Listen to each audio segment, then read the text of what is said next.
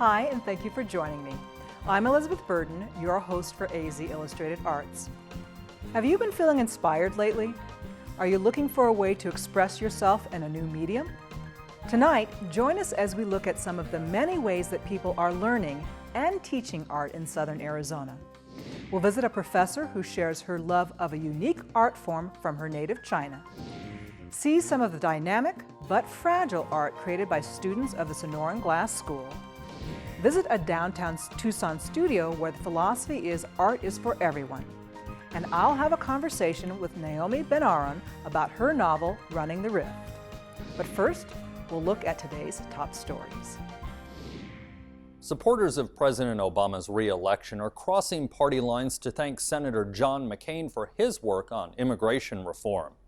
Well, we want to thank Senator McCain for his leadership. I think that's you can't deny that he's done a lot of work to help get to this point and to move the legislation through the Senate and to get to the point where we are today. About a dozen volunteers from Organizing for Action gathered outside McCain's Tucson office today. And while they're pleased immigration reform is moving, they say there's still more work to be done. Jobs and wages across this country are affected when employers take advantage of cheap labor. And so hopefully this common sense immigration reform will help address that and create a way that workers are paid fairly and employers can't take advantage of cheap labor. Last week, the Senate Judiciary Committee passed the Comprehensive Immigration Reform Bill. The Arizona Supreme Court says law enforcement officers need the voluntary consent of a person accused of DUI when blood is drawn without a warrant. The ruling comes from a Pima County DUI case involving a teen who allegedly drove to school under the influence of marijuana. He consented to let Pima County Sheriff's deputies draw his blood, but that consent came after he'd been handcuffed for a while, and officers told the teen that because he held an Arizona driver's license, he had to consent to the search. His attorneys argued that because the teen had been detained, the consent was not voluntary and deputies needed a warrant. The state's highest court agreed. In a concurring opinion, one justice worried that people will try to get evidence in other cases suppressed simply by saying their consent for a search was not voluntary. Tucson is holding city council elections this coming fall. The deadline for candidates to qualify for the ballot was this week. 2 city council members have contested races this year. Ward 3 incumbent Democrat Karen Uhlich has a challenge from Republican Ben Bueller Garcia, who narrowly lost to her 4 years ago. The incumbent Democrat in Ward 5 is Richard Fimbres, and he's up against Republican Michael Pollock. In Ward 6, Democrat Steve Kozachik is running unopposed. And that's a look at tonight's headlines.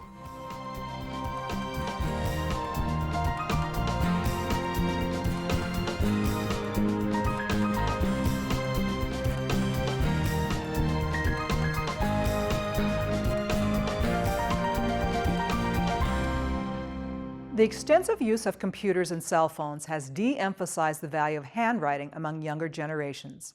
However, the fine art of Chinese calligraphy is still one course that is offered by the University of Arizona Department of East Asian Studies.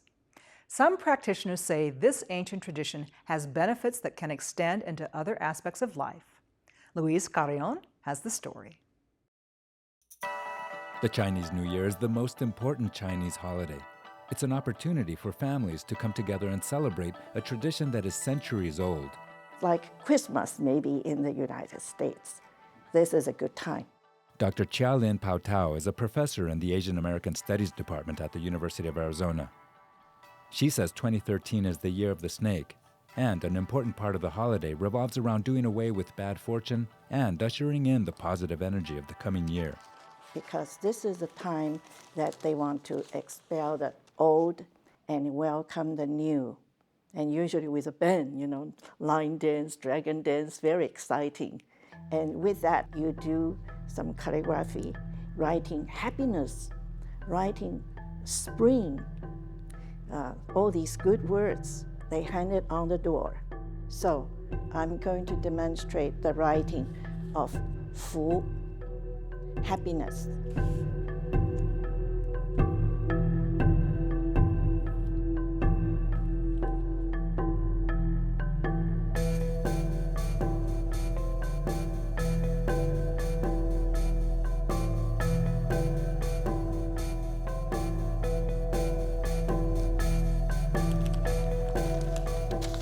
the word Fu. Professor Pao Tao says calligraphy is an integral part of the Chinese New Year, and the art has deep roots in the history of Chinese culture. When you talk about Chinese calligraphy, you're going to go back to 4,000 years, and then come to the Qing dynasty. You know, the first emperor of Qing who built the Great Wall, who had the terracotta soldiers. He was the one who unified the Chinese language. Professor Pao Tao immigrated to the United States in 1961. She says that as a young graduate student, she stopped practicing calligraphy. Her education in the States simply didn't allow time for this cultural tradition. I almost couldn't find my brush in which boxes, you know. Then one day I met a calligrapher, and he just said, you got talent. You have to practice. Professor Pao Tao teaches calligraphy at the University of Arizona. She says people are interested in the inherent artistic qualities of this tradition. Picasso, when he saw the Chinese calligraphy, and he was amazed, he said, if I was born in China, I might be a calligrapher.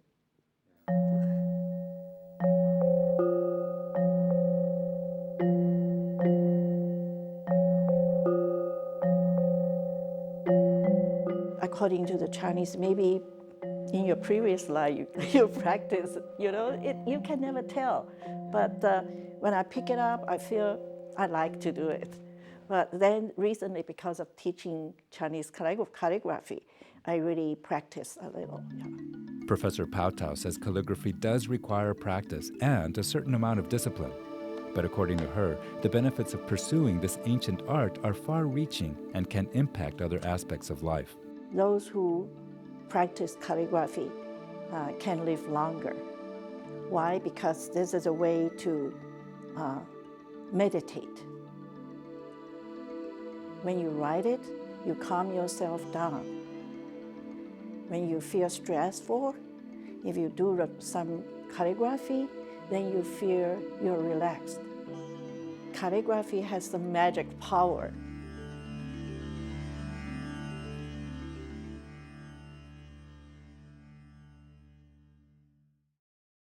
Sonoran Glass School is a nonprofit educational organization dedicated to promoting the appreciation and awareness of glass as a visual arts medium. They work in the arts community by providing a supportive environment in which glass artists, students, and enthusiasts can learn, create, and share knowledge. I spoke with glass artist Margaret Zinser and collector John Peter Wilhite about the Sonoran Glass School and their public flame-off competition held at the Rialto Theater. Thank you both so much for joining us today. Thank you for having us. So please tell a little bit more about the flame-off event, its purpose, the format, and how artists are selected. Well, we've been doing the Flame Off now for almost 11 years. Tom Philibom, as he founded the school with Dave Klein 11 years ago, this was one of their first fundraisers. And the format is fairly simple. If you think of Iron Chef, we're thinking a short-term, high-intensity, high-enthusiasm event where we bring artists from all over the country who are conveniently here during the Gem and Mineral shows. And we have artists compete either as individuals or in teams of two, and they get anywhere from an hour and a half to 2 hours to make the most spectacular piece that they can in that very limited time. I know that you're also a glass artist, so what are the challenges of trying to create a full piece in that length of time? Well, glass can be unpredictable, you know. Sometimes it comes with a little bit of a learning curve, which is what we help to teach at the school, and mistakes happen, glass breaks, and so it is an exciting challenge for the artists to get to kind of keep on their toes, fix cracks as they happen, make sure their piece comes together the way that they want. It's that's part of what gets the crowd motivated. And how does the audience react? Well, and I was just going to add, it's also the audience. For some of them, it's the first time they've been in front of an audience, so they have that extra challenge as well. But the audience, you know, they love it. I mean, for many of them, it's the first time they've seen anything like this. They've heard about it, they know they're interested in glass, but all of a sudden they're like, wow, I'm actually watching this person make this piece. And we really set it up so that they can have a great experience. We add scrims, screens, extra ways that they really get to see the artist do the work. Does it lead to more people wanting to take classes or learn the art form, do you think? I think it does. I mean, I think what happens is it begins the process of someone thinking, and a lot of times, like I'm at the school every day, so what happens is I will sometimes see someone 2 or 3 weeks down the road and they'll say, I was at the Flame Off and I just want to find out more about what might be available to me. It's the first time I've seen it. I really want to find out more. So I think it definitely leads to other people exploring what the options are in glass arts for them. What other types of programming does the Sonoran Glass School offer? What kinds of classes does it offer? Well, we do programs in pretty much every different way that you can work with glass. Flame working, which was highlighted at the Flame Off. We also do furnace work, so if you think of offhand style, large vases, very traditional Italian techniques.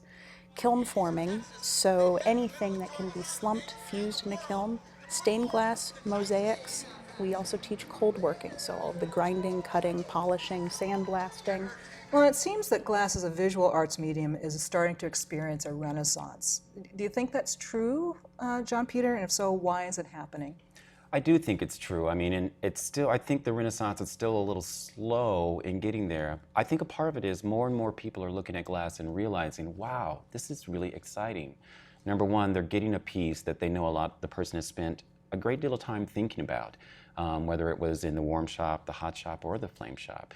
The other thing about glass, I think, is the color and the intensity of the colors that you can get no matter what medium of glass you work in. And I think, and I've heard from more and more people who have begun the process of saying, I'm just now beginning to collect glass. And what I like about it is I can put it someplace in my house and I don't have to worry about it fading. Whereas what do you look for when you collect? I look for color. For me, it's about color, and it's the precision of the work at this point. I've been collecting for over 30 years. So I'm now in a place where it deals with the color of the piece, sometimes the age of the piece, and then a lot of times the details that I know as far as what it takes to do that type of piece. So, Margaret, tell us a little bit more about your work. I understand that you started taking classes at the school and then have become a glass artist. What drew you to the art form, and what is your work about now? Well, my background before glass was in entomology, and so what spoke to me, with the scientific background, glass is a very technically based medium. There's a lot of chemistry and physics in understanding the glass. And so once you understand that science, there's just, an endless amount of room for creativity. And that's really what spoke to me and drew me into the medium. And now I end up, I don't work officially in entomology anymore. I make a lot of insect-themed, mostly jewelry and marble items. And so it's fun. It ends up bringing everything full circle. So how many students come through the doors of the Academy every year? Well, I think several thousands of students come through the door because we also have a youth program where we work with a lot of youth. So we have a lot of youth programming from the local area that we work with. What I've seen that people get from it is just this sense of, it's almost like a sense of wow, meaning they had thought about glass or someone sort of gave them this idea that they might do something with this. We have one class that's a semester-long class, and I remember talking to some of those students, and it was as if they were just in awe of this themselves. Like, I can't believe I finished this. I can't believe I did this. Look at all these pieces I created. It's a love that's just unbelievable, and you really see it in people's faces and in their eyes from the experience they're having from working with the glass. Tell us, where can people go if they want to learn more about the school? SonoranGlass.org is our website, and you can always swing on down to the school. We're on 18th Street, right at the corner of the frontage road. Well, thank you both so much for coming on today and sharing with us the beauty of glass in the Sonoran Glass School. Thank you. Thanks.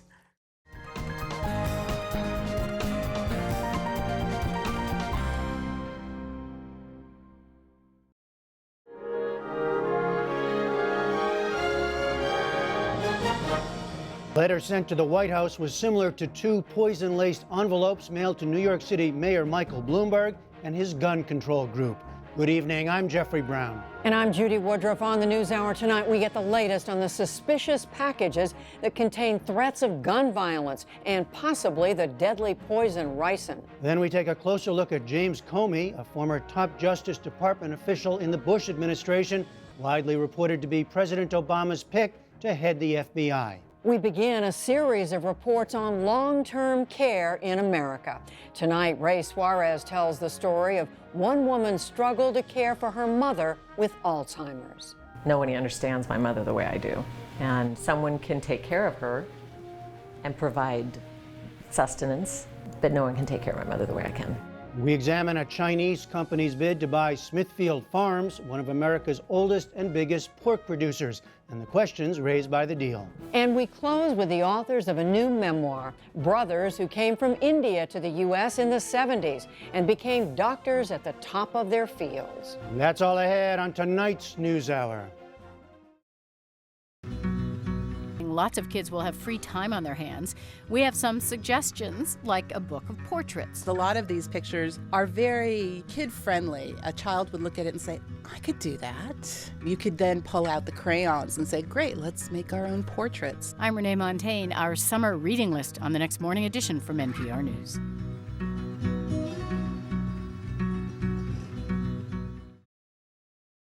Now, for another look at ways that art can be learned and taught, we'll visit a business in downtown Tucson. Housed in the former Johnny Gibson building, the Drawing Studio is a place that offers courses in many different media, and the philosophy is simple: art is for everyone. Louise Carrion reports. All right, here we go. 1, 2, 3, 4. In this era of shrinking education budgets, it's often the arts that are the first to be eliminated from school curricula. However, the Drawing Studio is marking its 21st year of art education in Tucson, and it seems that demand for studio classes has only increased over time. Our argument is that the skills of visual thinking are applicable to a wide variety of jobs and professions. All right, what do we have coming up? Lynn Fleischman is the executive director and one of the founding members of the Drawing Studio.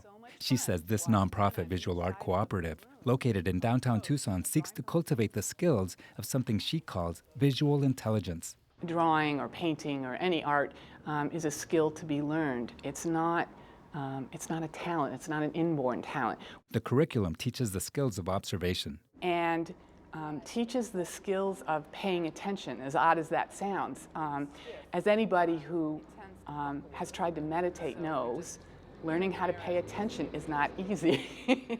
Fleischman says the core curriculum at the Drawing Studio was developed by a group of local artists led by former University of Arizona art professor and Drawing Studio co-founder Andy Rush. So I think the first class he offered was maybe 10 people. I think we had 400 square feet in the first space, and we had to push everything to the side whenever we wanted to have a class. The curriculum is intended for people of any age or walk of life, and is based on extensive art studio practice that is not necessarily limited to drawing. We offer a lot of different varieties of classes, far more than just drawing. So we have oil painting, acrylic painting, we have bookmaking, plein air painting, we sometimes have clay sculpture, we have lots of different media represented. Fleischman says that people will experience life more deeply and participate creatively in the community through the cultivation of visual intelligence. And she adds that an innate artistic talent is not a requisite for taking classes at the studio. This is really labor-intensive work. She does it the old-fashioned way. She does aquatint and mezzotint. The Drawing Studio also has an exhibition program with a schedule that Fleischman says attracts more than 3,000 visitors a year. As you can see, it's an awful lot of work here, and I'm just really excited by the variety of it. On our recent visit to the studio, the exhibition included a collection of 200 works on or of paper by local artists, as well as a separate exhibition of 15 works that were donated by some of Tucson's better-known artists. Our whole purpose in the exhibition program is to illuminate the processes of visual thinking, to bring people in, to demystify. On the one hand, it's to celebrate the mystery that is art, and on the other hand, to demystify the process of art so that it is accessible to anyone. Fleischman says that an important part of the studio classes occurs when students are exposed to the different perspectives that are brought to bear in each session.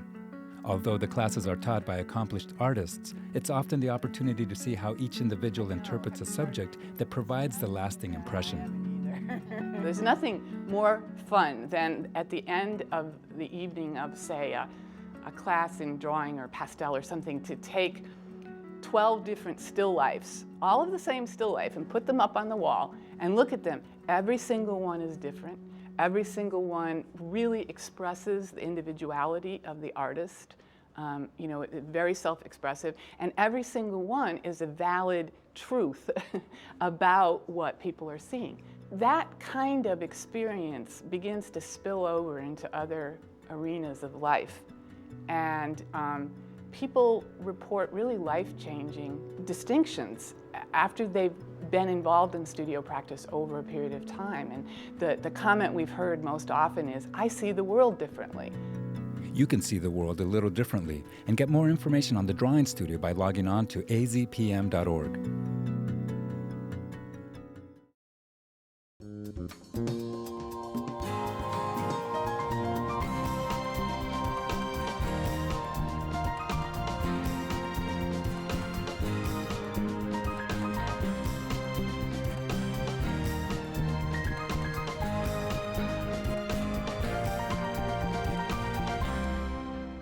Naomi Benaron's debut novel, Running the Rift, was the recipient of the 2010 Barbara Kingsolver Bellwether Prize for Socially Engaged Fiction.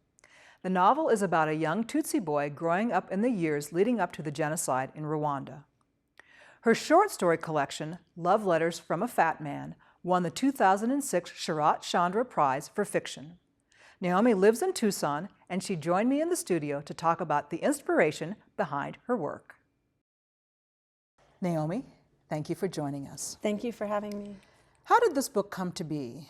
What was your inspiration for writing Running the Rift? I had several inspirations. The first one was watching a wild card heat in the 2000 Summer Olympics in Sydney, and there was a man, Eric Musambami, from Equatorial Guinea, who had never been in a 25-yard pool, let alone a 50-meter pool, and I saw him swim a 100-yard freestyle in the Olympic pool, and his guts and determination just stuck with me.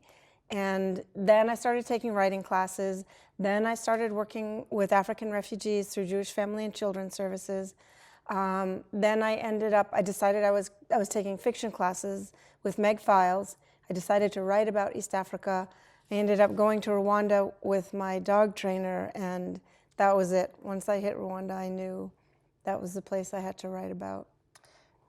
You're from the Southwest. How do you think being from here influenced your writing on this topic? Well, actually, it's funny. The first 18 years, I grew up in Boston. My parents were from Boston, and that's where I went to school, high school, and university.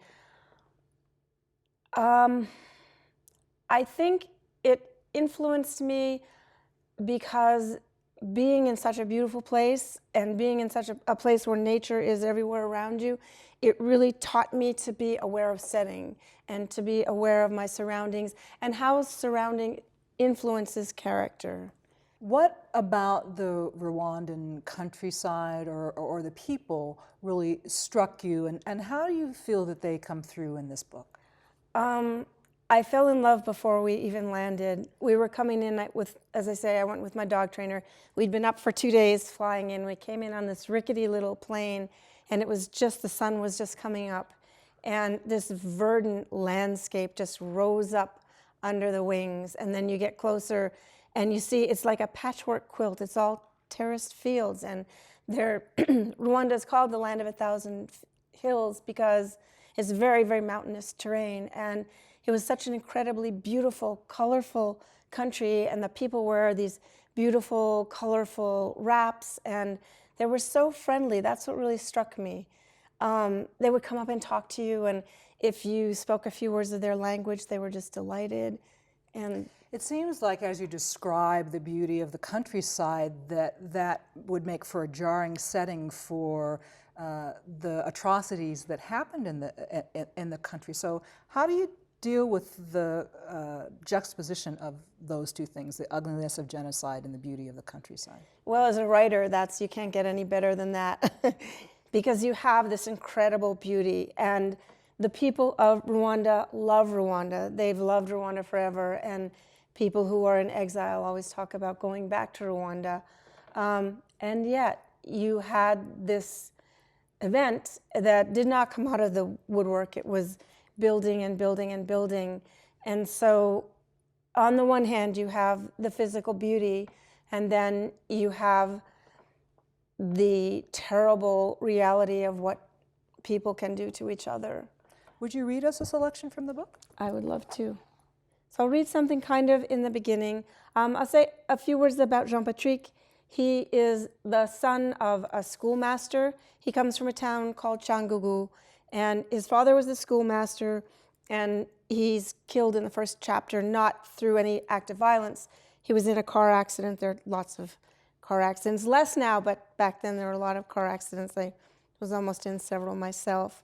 I'll read you a section where he has just found out that he's been accepted in the secondary school where his father taught. Jean-Patrick took Papa's journal from his shelf and sat on his bed. He let the book fall open where it would, as if Papa himself had chosen the entry. Although he could pick out themes, this particular page, like many, was filled with scientific terms and formulas Jean-Patrick couldn't comprehend. Soon he would begin to decipher them. The thought filled his heart with pride. He turned to the final entry. Once again he imagined the scrape of Papa's chair, saw him search the darkness outside the window for the source of the noise that had interrupted his thoughts. He saw him rest the pen on the page, the pen he would never pick up again. "I did it, Papa," he said. He listened for a whisper, a rustle of leaves. Only silence responded. He closed his eyes and inhaled the journal's smell of musty paper, the same scent he remembered from when his father held him. And then I'll just skip forward. He's gone for a run, and he's run as fast as he can, and he kind of has to stop. He's out of breath. Jean-Patrick sprinted as hard as he could up the ridge. Halfway, he had to stop, hands on his knees, lungs emptied. A reddish haze hung in the air and coated the brush. A blue turaco exploded into flight, its beak a flare of red and yellow. A bell tinkled in the clearing. It was Papa's Inyambo steer watching him with sleepy eyes, a clump of grass between his teeth. The beast dipped his head, horns radiant in the sun.